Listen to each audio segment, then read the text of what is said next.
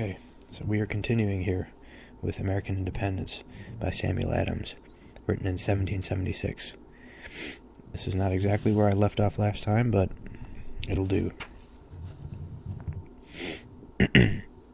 So an interesting expression here. The doctrine of dependence upon Great Britain is, I believe, generally exploded. Quite the imagery there by Mr. Adams.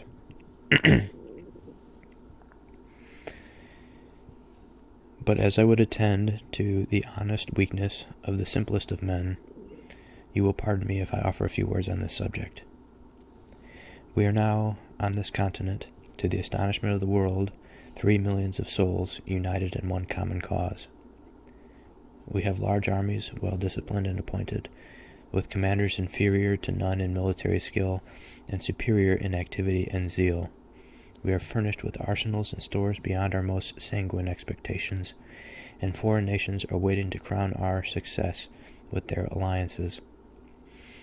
There are instances of, I would say, an almost astonishing providence in our favor. Our success has staggered our enemies and almost given faith to infidels, so that we may truly say it is not our own arm which has saved us.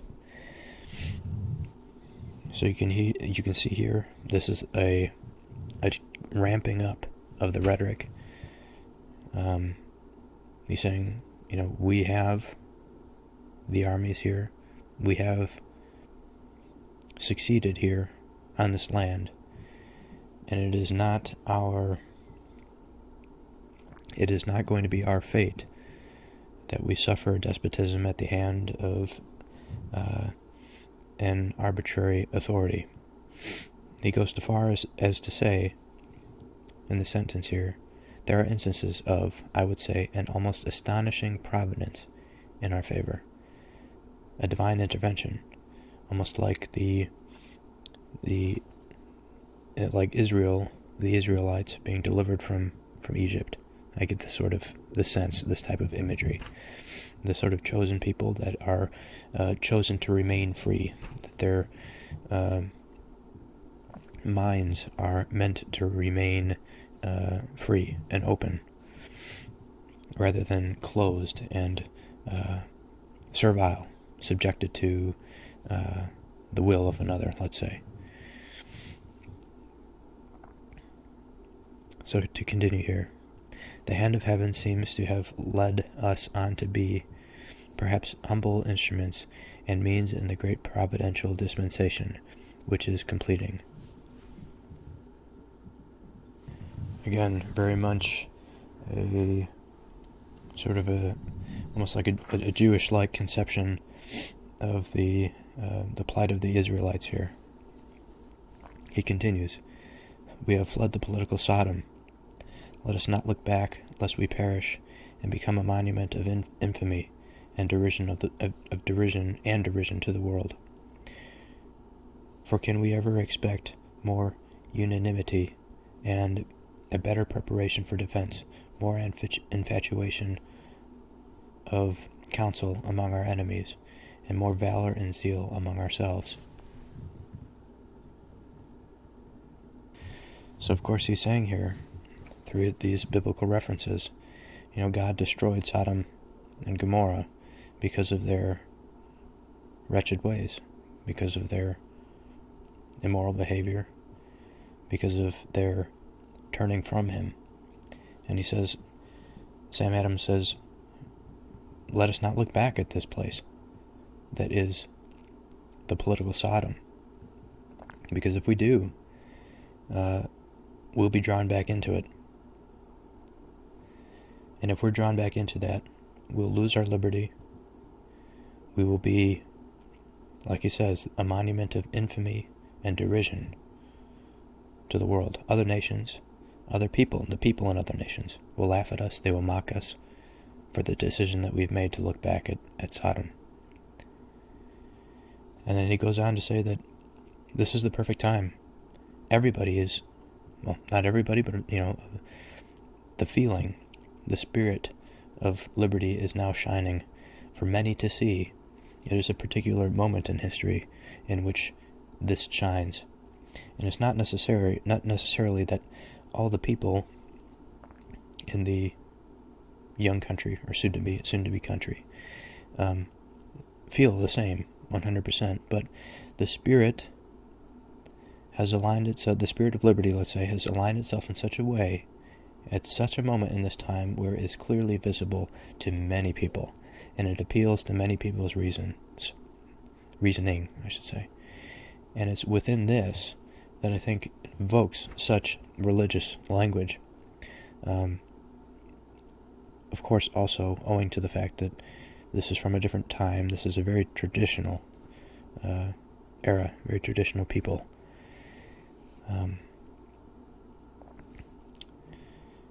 So to continue, the same force and resistance which are sufficient to procure us our liberties, will secure us a glorious independence and support us in the dignity of free imperial states.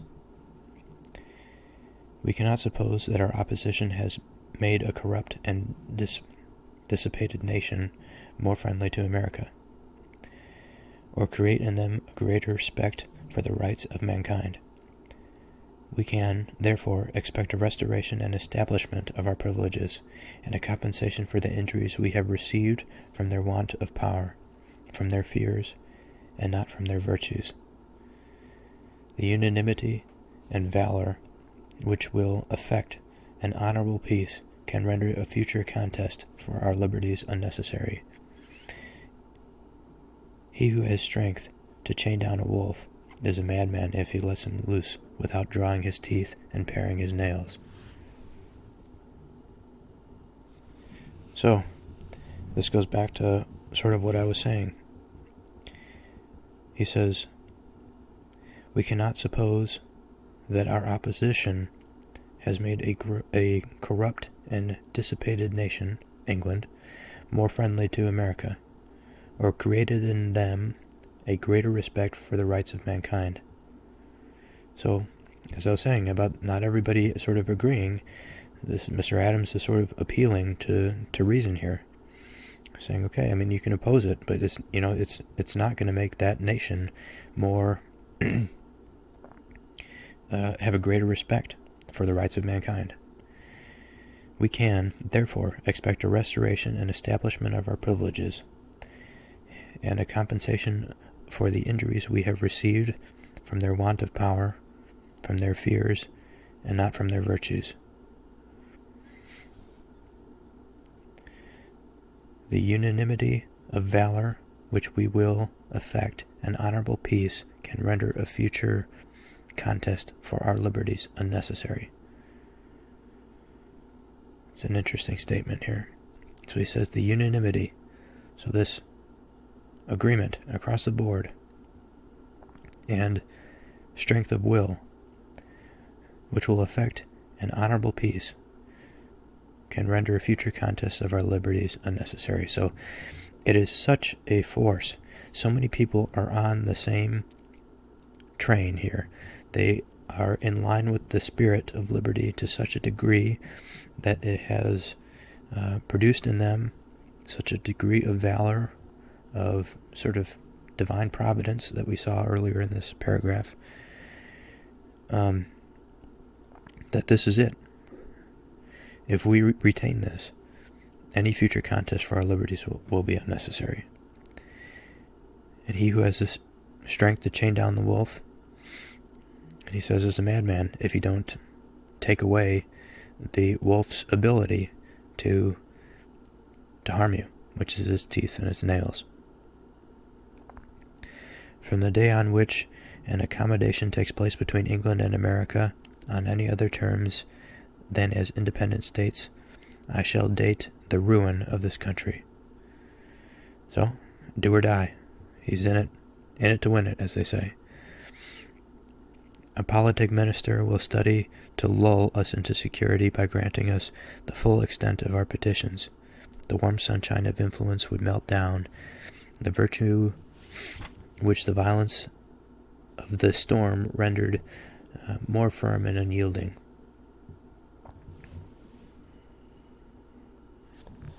So, this is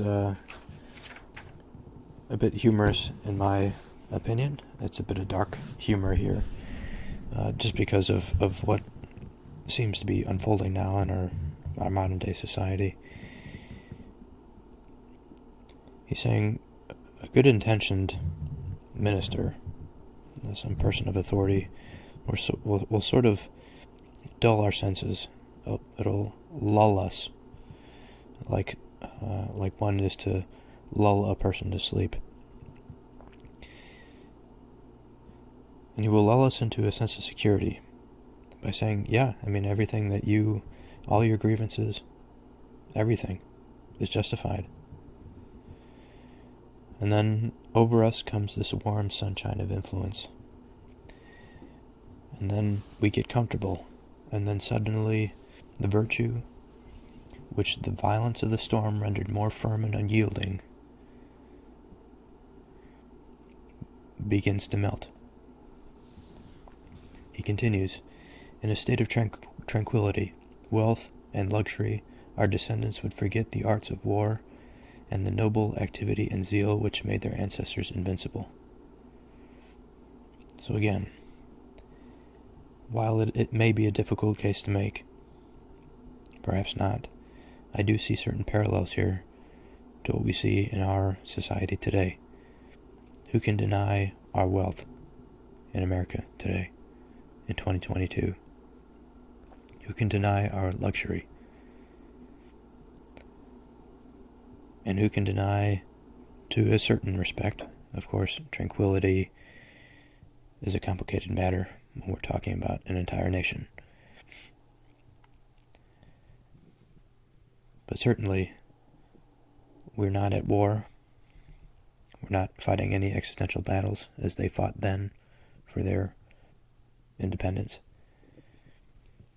In a state of tranquility that their descendants fought for, their noble activity and their zeal, all of this made them invincible. Again, it's that unification with the spirit of liberty.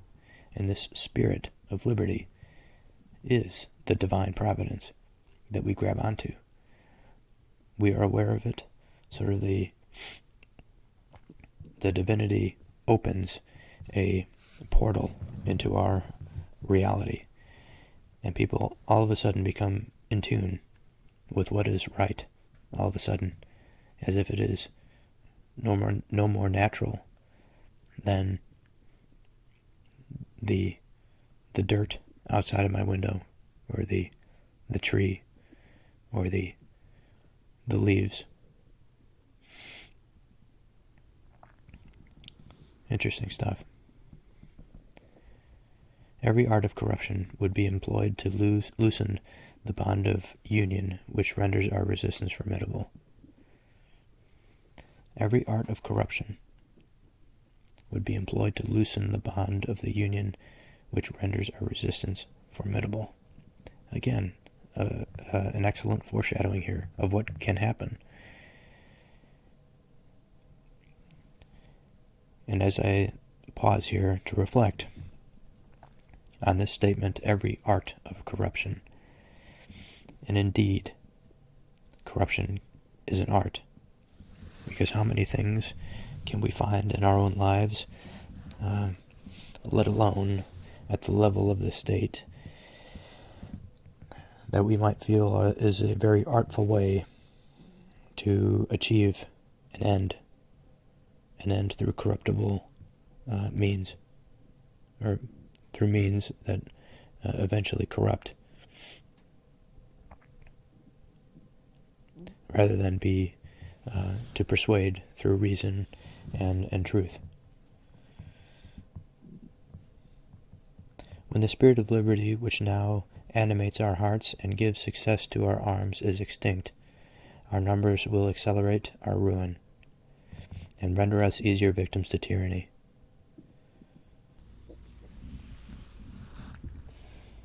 Ye abandoned minions of an infatuated ministry, if peradventure any should yet remain among us, remember that a Warren and a Montgomery are numbered among the dead. Okay. So he's saying, if any doubt should remain among us, remember that these two figures here, Warren and Montgomery, are numbered among the dead. So Warren, I believe it's Joseph Warren, he was a patriot, played a role in Boston, had political influence. Montgomery, I believe he was a general in the Revolutionary War. Again, a patriot type figure. These were people that they viewed as heroes, as people who died for the cause. He continues, contemplate the mangled bodies of your countrymen, and then say, what should be the reward of such sacrifices? Bid not our posterity to bow the knee, supplicate the friendship, and plough, and sow, and reap, to glut and avarice of men who have let those loose on us the dogs of war who riot in our blood, and hunt us from the face of the earth. So I'll read that again. Bid not our posterity bow the knee, supplicate the friendship, and plough, and sow, and reap, to gut the avarice of men who have let loose on us the dogs of war to riot in our blood, and hunt us from the face of the earth. If you love wealth better than liberty, and tranquility of servitude than the animating contest of freedom, go from us in peace. We ask not counsels or arms. Crouch down and lick the hands which feed you. May your chains set lightly upon you, and may posterity forget that you were our countrymen. Tough words here, tough words. I mean, can you imagine if our politicians, or if we had politicians who had the spirit of liberty in them enough to say this sort of thing about the expansion of the bureaucratic state, of the bloat that is our government, the sort of forthrightedness that is demonstrated here, I think we would be in a much better place.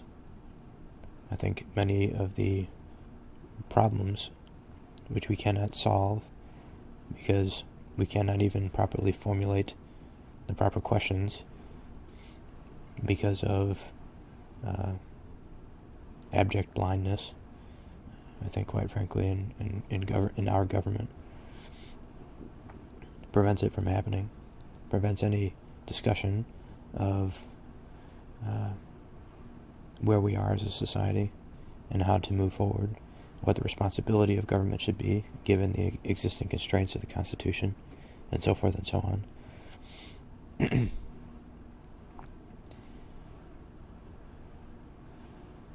You know, the dig here, when he says, crouch down and lick the hands which feed you, may your chains set lightly upon you, and may posterity forget that you were our countrymen. You know, he's saying that if you prefer this servility, even though it may treat you, in a sense, with comfort, you will have your comfort at the expense of your freedom. And so here it's a question of value. Do we value freedom or do we value comfort? And certainly, in my mind at least, this is totally my opinion, but if we value comfort and we let it go long enough, we will ignore our posterity, we will ignore the future for the present, we will make all decisions based on the comforts of the present at the expense of our children.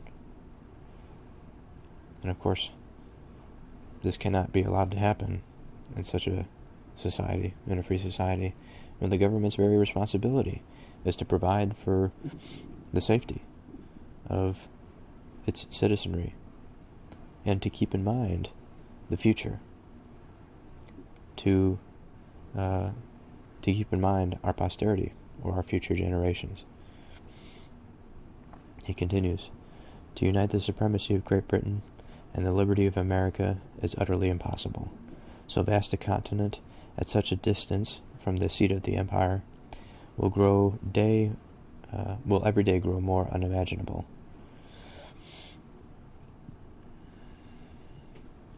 The motion of so unwieldy a body cannot be directed with any dispatch and uniformity without committing to the Parliament of Great Britain powers incontested with our freedom. The authority and force which would be absolutely necessary for the preservation of the peace and good order of this continent would put all our valuable rights within reach of that nation. So again, the authority and force which would be absolutely necessary for the preservation of the peace and good order of this continent would put all our valuable rights within reach of that nation. As the administration of government requires firmer and more numerous supports in proportion to its extents, the burdens imposed on us would be excessive, and we should have the melancholy prospect of their increasing on our posterity. The scale of officers, from the rapacious and needy commissioner to the haughty governor, and from the governor with his hungry train to perhaps a licentious and prodigal viceroy, must be upheld by you and your children. The fleets and armies which will be employed to silence your murmurs and complaints must be supported by the fruits of your industry. So, he's saying if this union is to persist between the supremacy of Great Britain and the liberty of America. Now, these are two interesting things, because he's not just talking about America, and he's not just talking about Great Britain. He's talking about the supremacy of one and the liberty of the other. He says it's impossible. He says this land here is so large and it's so far from the authority of the mother nation that we need local governance here. It's impossible for them to do it. It will be forever impossible to maintain any sort of uniform state here without the absolute supremacy and suppression of the American people. Without committing to the Parliament of Great Britain powers inconsistent with our freedom.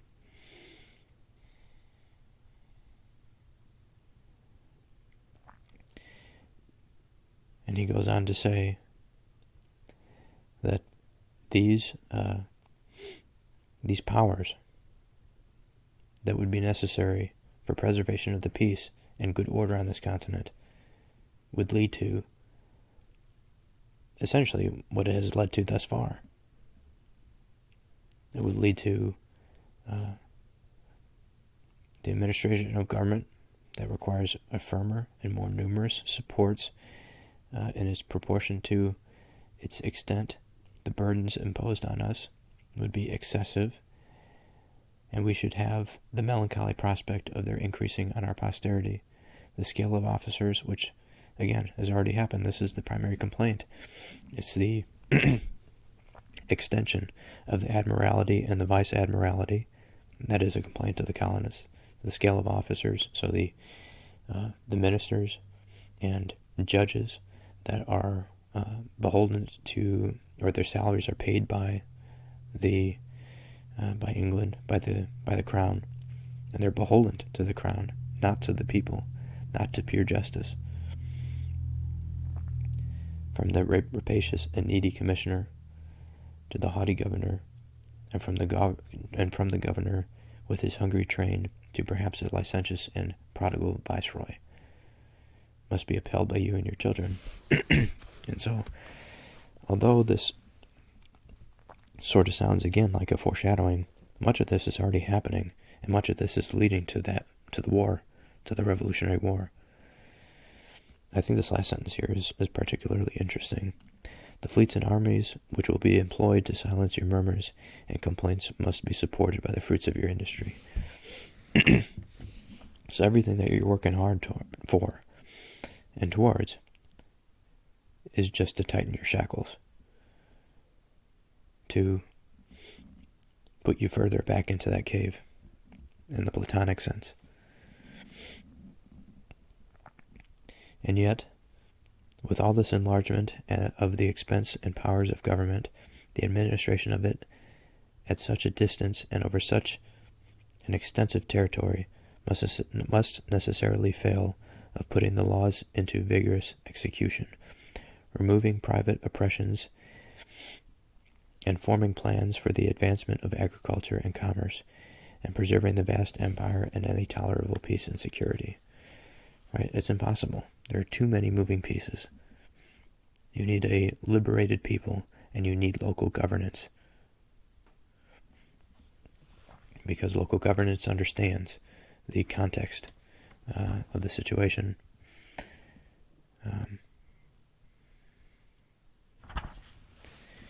If our posterity retain any spark of patriotism, they can never tamely submit to such burdens. This country will be made the field of bloody contention until it gains the independence for which nature formed it. It is therefore injustice and cruelty to our offspring, and would stamp us with the character of baseness and cowardice, to leave the salvation of this country to be worked out by them with accumulated difficulty and danger. So of course he's saying if patriotism remains in our future generations, then they're going to have to fight it out in a field of bloody contention till it gains that independence for which nature formed it. And so he's saying, well, this is going to be their future. So now it's our responsibility to take this upon ourselves now. We have the unanimity. We have the united people. The spirit of liberty is visible. We can grasp it. It's up to us now. We can't leave it to our posterity. We can't leave it to the future generations. Prejudice, I confess, may warp our judgments. Let us hear the decisions of Englishmen who cannot be suspected of partiality. So, to quote, the Americans, they say, are but of little short of half our number. To this number they have grown from a small body of settlers to a very rapid increase. The probability is that they will go on to increase, and that in 50 or 60 years they will be double our number and form a mighty empire, consisting of a variety of states, all equal or superior to ourselves in all the arts and accomplishments which give dignity and happiness to human life. In that period, will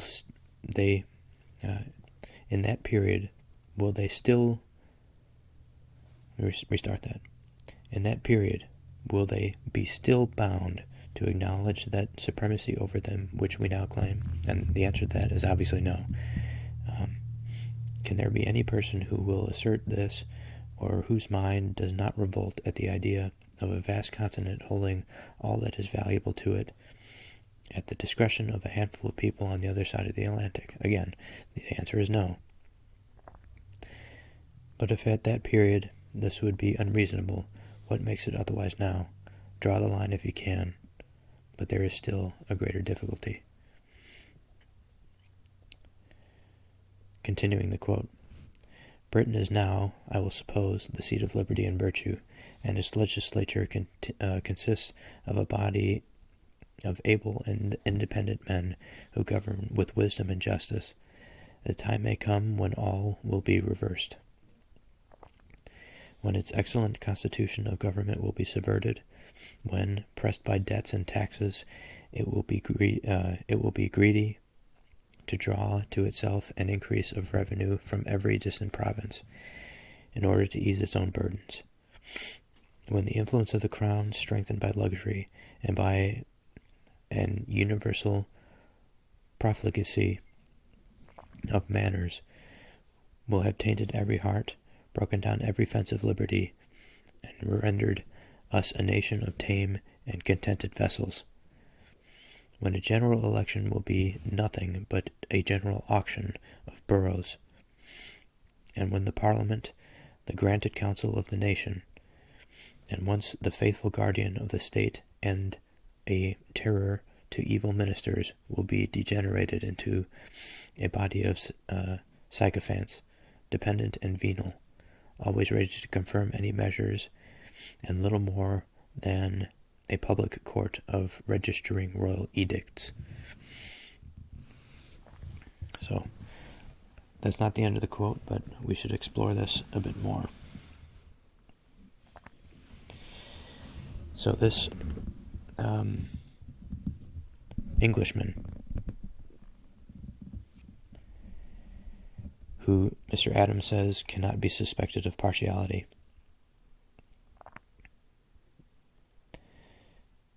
so he is open to this reason. So he asks a bunch of these rhetorical questions, which obviously we can answer no. He's asking them, but they're obvious by the way that he sets up the question. He's saying, America is going to grow much larger and much faster to be a much greater size than us. We can't expect them to just lay down and take it, to use a crude analogy.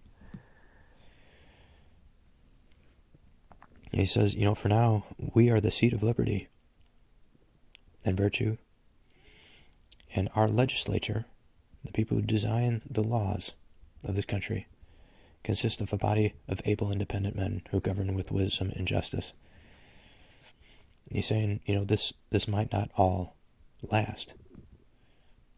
It may become, our country may find itself in a situation where, due to our lifestyle, we get used to these luxuries. In order to pay for our own lifestyle, we press debt and taxes. How similar is that to our day? Of course, it's not exactly the same circumstance, because this is primarily internal. But the United States, many Americans, I myself, have large debts. We have to pay a lot in taxes. And for what? It's to be able to afford a certain lifestyle, a certain level of luxury that we've gotten used to. And it's this, the very luxury, the very wealth, the very safety, the comfort that we have traded, I believe, for our liberty in the modern day. And again, of course, it's not external, it is internal. We've done it to ourselves. We've hung ourselves from a rope. We've committed suicide. It's not our brothers that have attempted to enslave us or to bring us to the gallows. It's us, ourselves, who have done it. And so, who is the enemy in our present circumstance? Of course, it isn't England. It's not another state. It's in the mirror. When we wake up every morning and look in the mirror, we should see our own enemy. And I know that sounds harsh, but I think this is the truth. The soul of the American has become corrupted.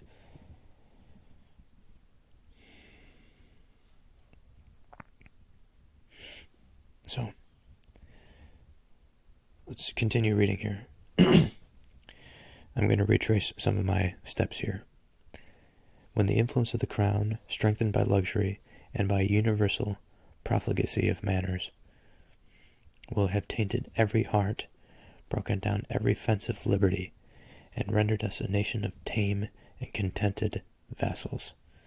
When a general election will be nothing but an auction of boroughs, when the Parliament, the grand council of the nation, and once the faithful guardian of the state, and a terror to evil ministers,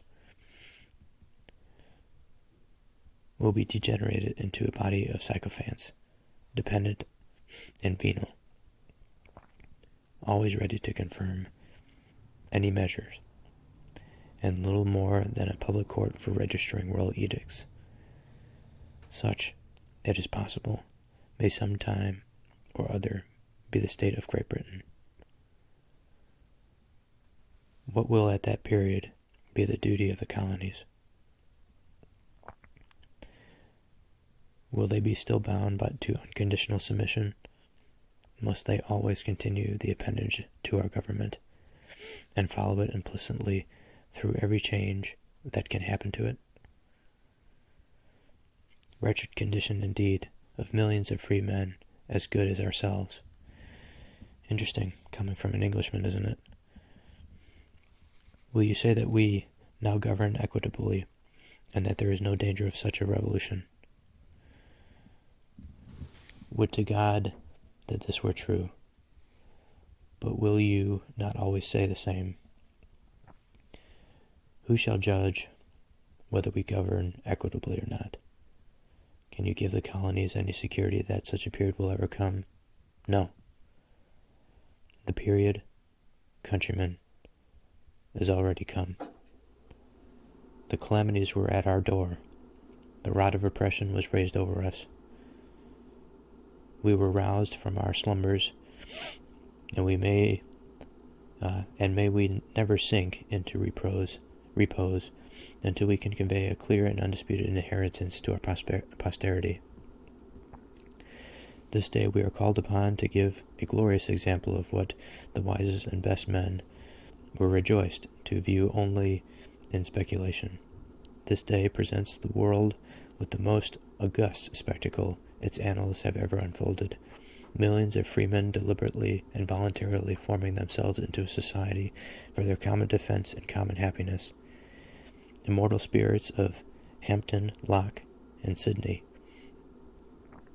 Will it not add to your benevolent joys to behold your posterity rising to the dignity of men, and evincing to the world the reality and expediency of your systems, and in the actual enjoyment of that equal liberty which you were happy when on earth in delineating and recommending to mankind? So, I think there's a fair amount to unpack here. So let's go back into it.